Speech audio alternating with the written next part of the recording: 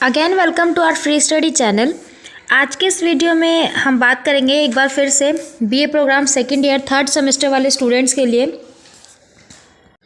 Hindi language वाले paper की Hindi language के सब्जेक्ट की यूनिट नंबर सेकंड की, ठीक है, जिसके नाम है यूनिट सेकंड का, ये आपका चैप्टर नंबर 2 है। तो बेसिकली आपको अपने थर्ड और फोर्थ सेमेस्टर में, जिस भी सेमेस्टर में आपका हिंदी का ये लैंग्वेज में आप पढ़ रहे हो, उसमें आपको 4 यूनिट जो है कवर करनी होती है, ठीक है। तो अभी जो है इसमें हम बात करेंगे यूनिट सेकंड मलबे के मालिक पर, जो कि मोहन राकेश के द्वारा लिखी गई है। तो इसको हम स्टार्ट करते हैं फटाफट। बाकी अभी तक आपने हमारे टेलीग्राम ग्रुप को ज्वाइन नहीं किया है तो आप ज्वाइन कर सकते हो। आप टेलीग्राम पे जाकर के सर्च करना फ्री स्टडी DM23, ठीक है। जैसे ही आप पे सर्च करोगे आपको हमारा चैनल का प्रोफाइल मिल जाएगा, आप वहाँ से जाकर के चेक कर सकते हो। और उसके अलावा लिंक आपको डिस्क्रिप्शन में दिया जा चुका है, तो वहाँ से भी आप डायरेक्ट ज्वाइन हो सकते हो, ठीक है। तो फटाफट हम स्टार्ट करते हैं। अब पहले हम लेखक के परिचय के बारे में जान लेते हैं कि लेखक कौन है इसके। तो लेखक जो है इस मलबे के ढेर के उनका नाम है मोहन राकेश, ठीक है। लेखक का नाम है मोहन राकेश। इनका जीवन परिचय थोड़ा पढ़ लेते हैं। तो मोहन राकेश जी का जो जन्म है ना, मोहन राकेश जी का जन्म हुआ था 8 जनवरी 1925 में अमृतसर में हुआ था, ठीक है। पंजाब के अमृतसर में 1925 में 8 जनवरी को हुआ था मोहन जी का।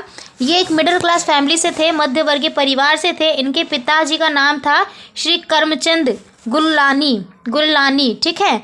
पेशे से ही वो वकील थे, लेकिन आर्थिक स्थिति कोई ज़्यादा अच्छी नहीं थी, ठीक ठाक थी, ठीक है। मोहन राकेश का जो आरंभिक नाम था, यानी पहले उनको मदन मोहन गुलनानी के नाम से जाना जाता था। किसके नाम से? मदन मोहन गुललानी के नाम से जाना जाता था। बाद में कुछ समय के बाद मोहन के नाम से जाने गए और अंत में मोहन राकेश उनका नाम पड़ा। इनका जो प्रारंभिक शिक्षा है वो अमृतसर से ही शुरू हुई थी, यानी शिक्षा उन्होंने अमृतसर में किया। फिर उच्च स्तर पर लाहौर में भी गए, जहाँ से वो कॉलेज वगैरह में पढ़े, ठीक है। उन्होंने उपाधि भी कई सारी धारण की। भारत और पाकिस्तान के विभाजन जब हुआ था तो उनके परिवार सहित जलधार में फंस गए थे, यानी कि जब भारत और पाकिस्तान का विभाजन हुआ था तब उनके परिवार जो है आपस में बिखर गए थे, ठीक है। उसके बाद उन्होंने हिंदी में MA किया, यूनिवर्सिटी से फर्स्ट पोजीशन पे पास हुए। और उसके बाद वो मुंबई, शिमला और जालंधर में भी जाकर के पढ़ाई लिखाई की उन्होंने। लेकिन उनका जो स्वभाव था वो बहुत ही कार्य क्षेत्र में अलग अलग रहा। राजनीति में भी रहे वो कई जगह, लेकिन एक जगह कहीं टिके नहीं, ठीक है। तो इसलिए कहा भी जाता था कि मोहन राकेश कहीं एक जगह टिकने वाले व्यक्ति नहीं थे। कई जगह उन्होंने काम किया। उन्होंने पत्रिका में भी लिखा, सारिका पत्रिका में अपना एक संपादन भी दिया था। और उसके अलावा कई सारे उन्होंने काम किए। इन्होंने कई सारे वेदांत भी लिखे, रंगमंच का इन्होंने निर्माण किया। और अंत में इनकी जो मृत्यु हुई थी ना, वो हुई थी 3 दिसंबर 1942 को, ठीक है। 1942 की इनकी मृत्यु हो गई थी। मात्र 49 उम्र, इन्हें बहुत छोटी उम्र में ही ये चले गए थे। इनकी कुछ देन भी है, ठीक है। इनका कुछ साहित्य परिचय भी है।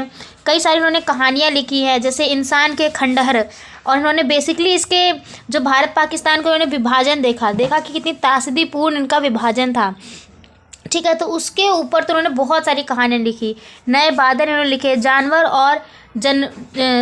और जानवर ये भी लिखा, एक और ज़िंदगी, फौलाद का आकाश ये लिखा, आज के साए ये लिखे। कुछ उपन्यास भी इन्होंने लिखे, अंधे बंद कमरे, ना आने वाला कल और अंतराल, ये सब उन्होंने लिखा। कई सारे उन्होंने नाटक का भी रचयिता किए, जैसे आषाढ़ का एक दिन, लहरों के राजहंस, अंधेरे आधे अंधूरे, ठीक है। अंडे के छिलके, ये अंडे के छिलके आपने पढ़ा होगा, आपने मतलब पहले जो वहाँ का 11th की 12th में भी ये कहानी दी गई है। ये उनकी कुछ रचनाएं थी जिनको आज तक भी संजोगे रखा गया है। कई निबंध भी इन्होंने लिखे हैं, जैसे परिवेश, रंगमंच, ठीक है। साहित्य भी है इनकी कई सारी, यात्रा वृत्तांत भी इन्होंने लिखा है, आखिरी चट्टान, पतझड़ का रंगमंच, ऊंची झील, सतयुग के लोग, बकलम खुद, ऐसे करके कुछ नाटक उन्होंने लिखे, निबंध लिखे। उन्हीं में से एक कहानी है मलबे का घर, ठीक है, मलबे का ढेर। ये भी मोहन राकेश के द्वारा ही लिखी गई है। इस कहानी में होता क्या है ना, मैं बेसिकली आपको बताई थी, पहले 2 शब्दों में सुन लो आप ध्यान से। इस कहानी में होता ये है कि जब भारत पाकिस्तान का विभाजन हुआ था, तो आप भी जानते हो भारत और जो पाकिस्तान का विभाजन हुआ तो बहुत ही ज़्यादा भयंकर विभाजन था, बहुत ज़्यादा भयंकर था। मतलब ऐसा था कि लोग एक दूसरे को मतलब बिल्कुल मारने कटने पे थे। एक तो धर्म के नाम पे विभाजन, सांप्रदायिक दंगे हुए, बहुत ज़्यादा हुए। फिर एक एक चीज़ का बंटवारा, यानी कि लोगों की टेबलें तक का बंटवारा हुआ। तो सोचो, टेबलें तक, एक ऑफिस तक को काट आधा कर देगा, टेलीफोन तक का जो है बंटवारा हुआ। तो इतना ज़्यादा बहुत ही जो है दर्दनाक था एक देखने के लिए, ठीक है। तो मोहन राकेश जी ने ना उसी टाइम पर ये निबंध लिखे और ये कहानी भी उसी का है, ठीक है। वहीं का एक अंश लेकर के गया गया कि पाकिस्तान का जो विभाजन था भारत पाकिस्तान का, वो कितना दर्दनाक रहा। तो इस कहानी में उन्होंने व्यक्ति को केंद्र बना रखा है, मध्यवर्गीय चेतना को भी उन्होंने जागृत किया है, और उनकी कहानी में यथार्थवाद को वापस सामाजिक स्तर पर प्रस्तुत किया गया है, ठीक है। मलबे का जो मालिक नाम कहानी में विभाजन की विभीषिका दिखा गई है कि कितनी क्रूरता और अमानवीयता का जो है चित्रण भी हुआ है। इस कहानी में एक अब्दुल लगनी होता है, ठीक है। एक अब्दुल गनी नाम का एक कैरेक्टर है जो अमृतसर से अपने मकान को देखने के लिए कहाँ आते हैं, पंजाब में आते हैं, यानी भारत में आते हैं। और वहाँ आकर के देखते हैं तो उनका जो घर होता है, यानी कि जो उनका मकान होता है, बिल्कुल मलबे में जा चुका होता है, पूरा टूट चुका होता है। और उसके अंदर उनके बेटे वगैरह थे, वो सब मर चुके होते हैं। और उस मलबे के ऊपर अब कुएँ और कुत्ते जो हैं वहाँ पर आपस में संघर्ष कर रहे हैं। तो ये कहानी बेसिकली इसके ऊपर है। अब थोड़ा और देख लेते हैं कि क्या क्या है।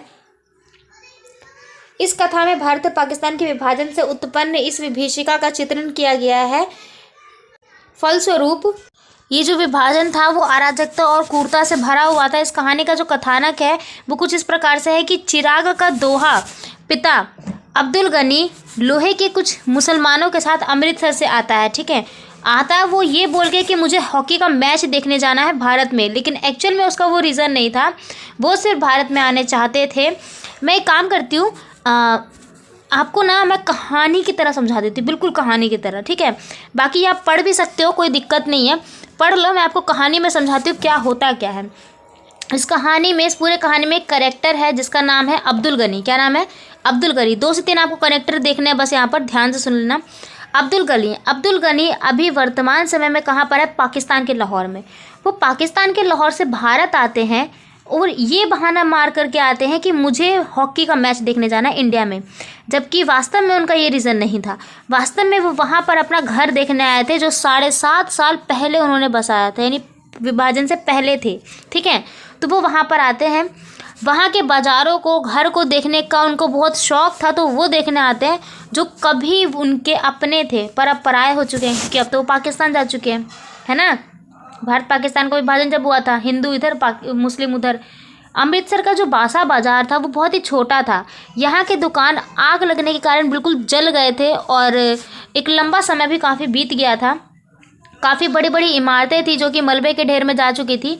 अब्दुल गनी ने अपने मोहल्ले की एक मनौरी नामक युवा को देखा। किसको देखा? मनौरी नामक युवा को। दूसरा कैरेक्टर आ चुका है यहाँ पे, ध्यान देना। उसको देखा और उसको मतलब बहुत ही जल्दी उसको पहचान लिया। दोनों आपस में कुशल मेल तरीके से मिले भी, ठीक है। मनौरी ने उसे उसका मलबे का ढेर भी दिखाया। मलबे का ढेर का मतलब है जो उसका पहले का घर था। उसके अलावा वो वहाँ पहुँचा, जैसे ही जो अब्दुल गनी वहाँ पहुँचा वो बिल्कुल चौंक गया, ठीक है। वो जो उसका चिराग था, जो मोहल्ले के लोग जहाँ देख रहे थे, असलियत में वहाँ पर असलियत खुल जाती, क्योंकि वो मलबे का ढेर तो बिल्कुल ख़त्म हो चुका था। अब्दुल गनी का एक दोस्त था जिसका नाम था रखा पहलवान। क्या नाम था? रखा पहलवान, ठीक है। रखा पहलवान था। उसने रखा पहलवान को बुलाया। किसने? अब्दुल गनी ने रखा पहलवान को बुलाया। अब रखा पहलवान उसका बिल्कुल जिगरी यार था, ठीक है ना। जिगरी यार, जैसे कहते हैं लंगोटिया यार, जिगरी यार था बिल्कुल वो उसका। उसे उस व्यक्ति पर, यानी अब्दुल गनी को रखा पर इतना विश्वास था कि उसके भरोसे उसने अपना एक बेटा उसके भरोसे छोड़ दिया था कि अगर रखा उसके पास है तो उसके बेटे को कोई कुछ नहीं कर सकता, ठीक है। चिराग नाम था जिसका। क्या नाम था? चिराग, ठीक। तो और वहीं जो रखा पहलवान था वो बड़ा ही शातिर किस्म का इंसान था। उसके दिमाग में उसके नए मकान को हटाने की सोच चल रही थी। क्या चल रही थी? नए मकान को हटाने की सोच चल रही थी। लेकिन जैसे ही वो पाकिस्तान गया, उसे जैसे मतलब जो रखा पहलवान था वो तो चाहता ही था कि अब्दुल गनी का घर मुझे मिल जाए, लेकिन उसके पीछे भी कोई और ही था जो षड्यंत्र और ज़्यादा रच रहा था। उसने क्या किया, जैसे ही वो पाकिस्तान गया, रखे के पीठ पीछे ही किसी ने उसके घर को आग लगा दी। क्या कर दिया? उसके घर को आग लगा दी, जिसका रखे पहलवान को पता भी नहीं था। आग किसने लगाई उसको नहीं पता, लेकिन उस मलबे पर वो अपनी जागीर समझता था। यानी उसी जो भी अब पूरा घर जिस भी किसी ने आग लगाई, पहलवान को नहीं पता था कि ये कौन है, ठीक है, लेकिन फिर भी वो उस ज़मीन को अपना समझता था रखा पहलवान, और उस ज़मीन पर ही रहता था, ठीक है, उसी के सामने सोता था। इतना उसको लगाव हो गया था अब्दुल गनी के घर से, उस मकान से। अब्दुल गनी की उम्र में या फिर कमर में कोई देखने की भी नहीं थी। पहलवान कुछ सोचता था, लेकिन उससे पहले ही उसे वहाँ पर मनोरी गिनी दिखा, ठीक है। उसी कमरे के पास में कुआं भी था, ठीक है। कुएं के पास पहुंचकर वहाँ पर जो है अब्दुल गनी वहाँ पर गया। पहलवान को उसने पहचान लिया और उसने कुछ उत्तर नहीं दिया। जब वो पहलवान से मिला तो बहुत ज़्यादा प्रसन्न था, लेकिन पहलवान तो देख करके बिल्कुल चौंक गया था। वो ये चौंक रहा था कहीं इसको असलियत का पता ना चल जाए, क्योंकि उसके बेटे को उसी ने मारा था, ठीक है। पहलवान कहते यहाँ तो मेरा पूरा घर देखने आया था, और जो कि पूरा का पूरा घर सब कुछ मिट्टी में बदल गया। पहलवान के प्रति पूरा विश्वास प्रकट करते हुए उसने पहलवान से पूछा उसके यहाँ रहते हुए ये सब कैसे हो गया, जबकि उसका जो पुत्र था चिराग, उसको तो पहलवान पर पूरा भरोसा था।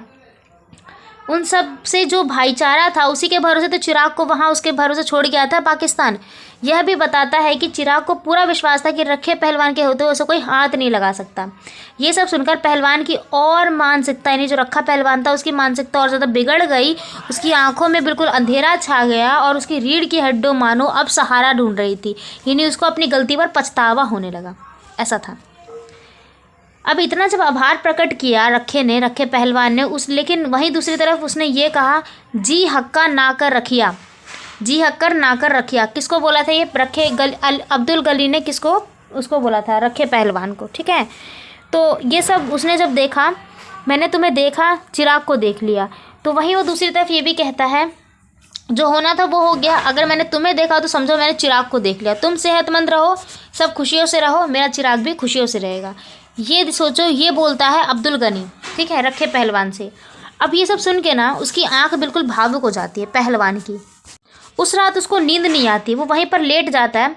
वहीं वो दूसरी तरफ देखता है, उस रात उसे नींद नहीं आती है, और वो उसी जहाँ पे वो अब्दुल गनी का घर था ना, जो जल के बिल्कुल राख हो चुका था, उसी के सामने वो खाट बिछा के, ठीक है, सो जाता है। उसी रात में वो देखता है कि उसी मलबे के ऊपर, ठीक है, कौवा भटकता हुआ आता है। वहाँ पे कुत्ते भी भौंकते रहते हैं, गुर्राते रहते हैं वहाँ पर। कौवे के उठ जाने के बाद कुत्ता जो है पहलवान को भी देखता है और उस पर भी भौंकने लगता है। पहलवान उसको पत्थर मार कर भगाने की कोशिश करता है, लेकिन फिर भी वो उस पर भौंकता रहता है। इधर कुत्ता गुर्राता रहा। तो ये कहानी थी। अब इस कहानी की जो शिल्प दृष्टि है वो क्या कहती है, थोड़ा ये देख लेते हैं। शिल्प दृष्टि से प्रस्तुत होता है कि क्या चीज़? शिल्प दृष्टि से प्रस्तुत होता है कि कहानी का जो कथानक है वो बहुत ज़्यादा सुगंधित है, और इसका अत्यंत जो है बहुत जिज्ञासा के साथ हुआ। 7.5 साल के बाद वो लाहौर से अमृतसर आया, जो कि हॉकी का मैच देखने के बहाने से आया था, और उसे अपना ज़्यादा चाव घर और बाज़ार को देखने का था, जो कि 7.5 साल पहले, जो कि 7.5 साल के बाद वहाँ पर थे ही नहीं। तो ये कहानी है आपकी मलबे का ढेर, मलबे का मालिक, ठीक है, ये कहानी है। होप सो की कहानी समझ आ गई होगी। नहीं आई तो थोड़ा सा स्किप कर लो, या फिर अब हमारे टेलीग्राम ग्रुप को ज्वाइन कर लो, वहाँ हम सब कुछ बता देंगे। दोबारा से इसका शॉर्ट ऑडियो रिकॉर्ड मैं आपको बता दूंगी कैसे कैसे क्या क्या था, ठीक है, ना समझ आए तो। और एक चीज़ और बच्चों, कमेंट बॉक्स में कमेंट करके हमें ये बताओ, आपको कहानी जैसे इस अभी तक की 2 वीडियो से बताया गया लिखी होती है और उसको हम देख देख के बताते हैं, आपको ऐसे कहानी चाहिए या फिर आपको कहानी बिल्कुल कहानी के तरीके से बिल्कुल शॉर्ट तरीके से बिल्कुल सुनना है, ताकि आपको कहानी पता चले कि कहानी के अंदर क्या है। दूसरी चीज़, उसी कहानी को सुन करके आप अपने एक अच्छा खासा आंसर लिख लो, क्योंकि एग्जाम में कहानी से क्वेश्चन आता है। ये मैं पहले बता रही हूँ, कहानी से क्वेश्चन आता है। मैंने इंपॉर्टेंट क्वेश्चन की वीडियो बनाई है, वहाँ से आप देख सकते हो, आता है वहाँ से क्वेश्चन। तो आप मुझे ये फटाफट कमेंट बॉक्स में कमेंट करके बताओ। बाकी वीडियो कैसी लगी है, कहानी कैसी लगी, ज़रूर बताना। और चैनल पर नए हो तो भाई प्लीज़ सब्सक्राइब कर देना, ताकि आने वाले सभी वीडियोस का नोटिफिकेशन आपको सबसे पहले मिले।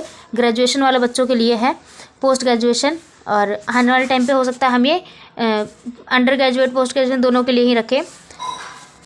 तो कमेंट बॉक्स में ज़रूर करना अपना आंसर। तो मिलते हैं अगली वीडियो में, तब तक के लिए बहुत बहुत धन्यवाद आप लोगों का। तब बहुत thanks to being here and thanks for watching.